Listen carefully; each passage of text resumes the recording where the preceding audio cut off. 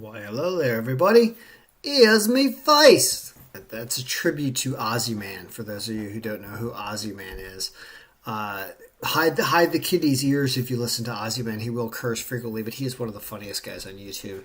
And here's me face. I always love saying that because he does that, and it makes you laugh every time. All right, it's a college basketball algorithm update. Late night here. We're early on Wednesday morning. Yeah, I'm having a beer. It's been a late night. The only way I'm going to be updating college basketball algorithms for free is if I am having a beer and relaxing late at night. And this is kind of fun. The reason is I updated a bunch of scores and went through apparently what are 62 college basketball games, if we got this correct. I don't know. There was a lot of work done on this file. It's a mess all day. But if I updated the scores correctly, it looks like we went 48 and 14, 25 and 37 on the spread, but there's just a tremendous amount to talk about in this file. It's pretty good. You can see there's a string of wins up here, which means that the top 15 games, I guess, we won in a row, and then a loss, and then like 6 in a row, and then a loss. And a lot of the order looks good. Now, what's interesting and what I want to talk about is betting on college basketball and also what you can expect from college basketball and also the home bump, which we need to discuss. But let's talk about it without a home bump for a second. So all the way at the top, I was saying the other day, hey, college basketball is going to be different from hockey, where you don't know whether or not you're going to win a game in hockey and there's a lot of bounces, as opposed to college basketball where there's a lot of things you can predict and you can predict a lot of strings in a row. So here we have 15 of them. Now, there is one caveat to winning all those amount of games in a row, is that everybody kind of knows that these teams are going to win, and their lines that are offered are not good at all. But they're still lines, and there's still an amount of money that someone's willing to pay you based on the contingency that a certain team wins. And I've been talking about round robin bet wagering, which is, I think, the funnest and least expensive way to have a fun time with a big potential payout. That's what I do oftentimes. Well, what does a round robin type thing pay with a game like this? Let's talk about the top 8 games. And what's fun is you can actually connect this round robin file to the algorithm and say equals this team that's going to be at the top over here. And if you take the dollar signs off the reference, there's dollar signs in the middle of these references which lock the reference. If you take the dollar signs off and just pull this down, you're going to get the top 8 games.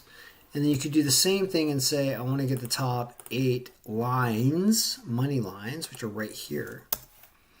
Also need to take the dollar signs off that formula at the end there and pull that down, and you'll see what the lines are.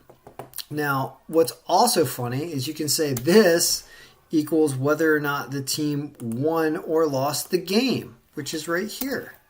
And then you can pull that down if you take the dollar signs off as well. And you'll get whether or not they won or lost the game.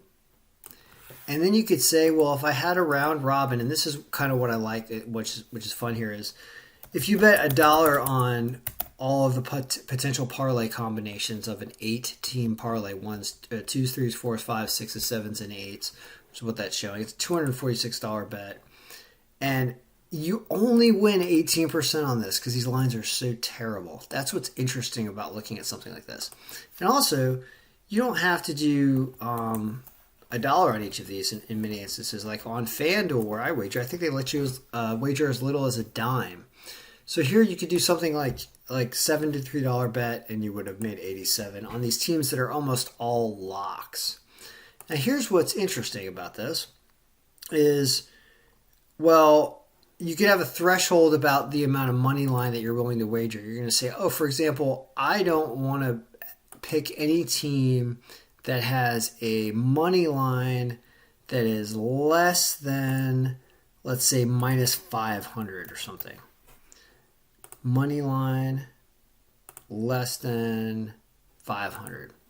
That's going to leave you with, it didn't work.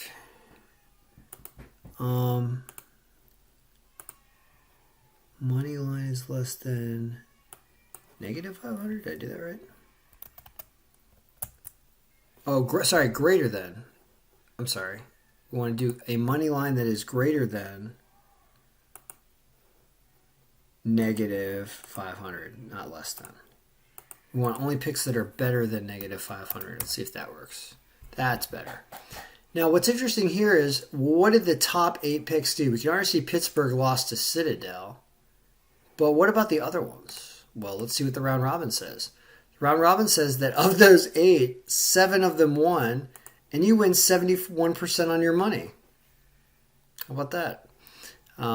So already in day 1, finding winners at the top is apparently something that it did. Now, there are a million things to talk about in this file. I mean, we have point projections. We have spread cover numbers. I mean, did this team cover the spread, and by what number did we think they were going to cover the spread?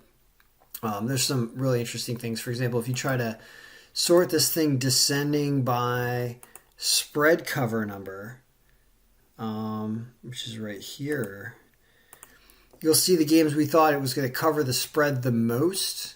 And it turns out that that's because these spreads were 0. Ugh, guys, see, we're missing a lot of stats. There's still a lot of complicated stuff, which brings me into something else I want to talk about. So, one thing that I have a problem with is not stopping. When I see that something can be better and something can be exceptional, there's just a part of me that wants to make it the best and also just make it just conform to what someone said. When people ask me to do things and they're right, I like to do what they say. And that goes for everyone.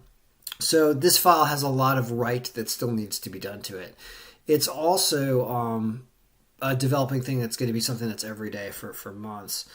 And I'm not wagering right now, and absolutely no one has paid me a dime for this thing yet.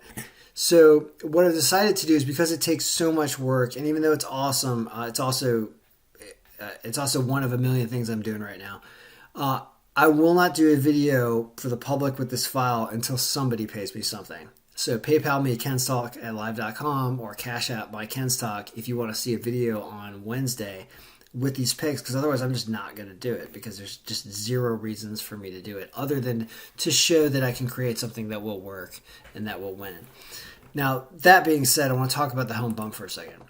So let's resort this thing. Instead of by spread cover, we're going to resort this thing back by margin descending, which is important, because that's generally the way you want to do it.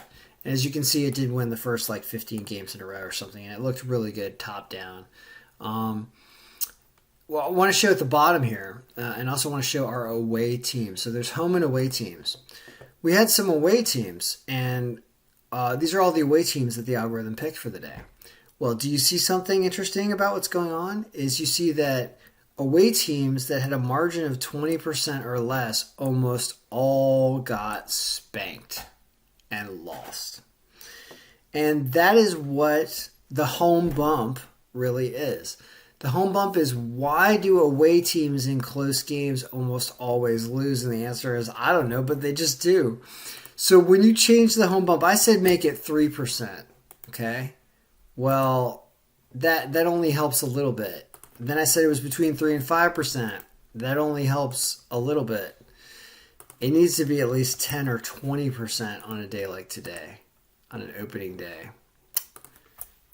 If you go all the way up to 20%, you get this. And you get this, which is interesting, is all of a sudden you have a 53-9 day, right? Let's go back for a second. Without any home bump,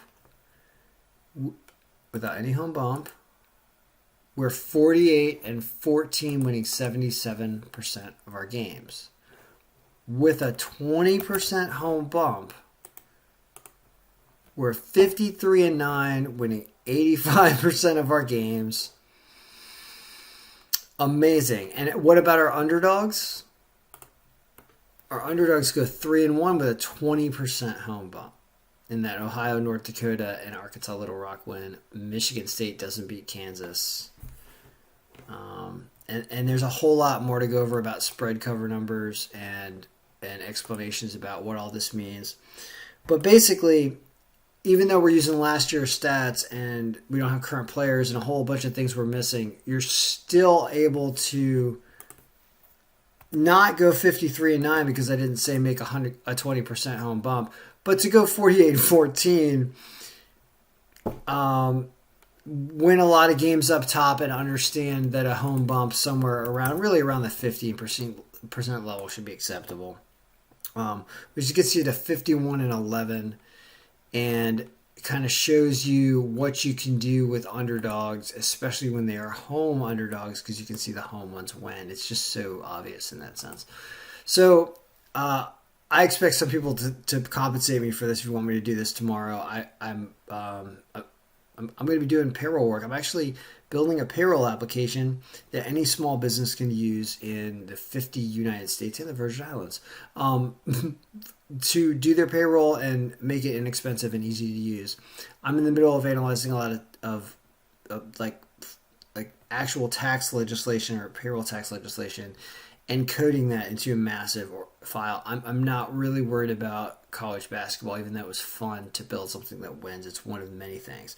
If you want me to continue doing videos like this, you have to consider compensating me and not just download the stuff and send me an email thanking me. Like it involves compensation, so I'm going to kind of make a hard line and say I'm just not doing a video until somebody pays me tomorrow.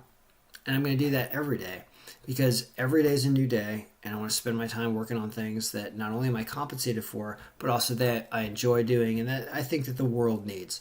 So the world doesn't need this algorithm. It's fun for people that want to bet. It's fun for people that understand numbers. It's fun for people that like watching sports. It makes it exciting. I totally understand that. But it's also not 100% of what I do in my life. So even though I know I get a lot of requests for things, understand that compensating me is how I will direct my time toward that. Right? So good luck, everyone.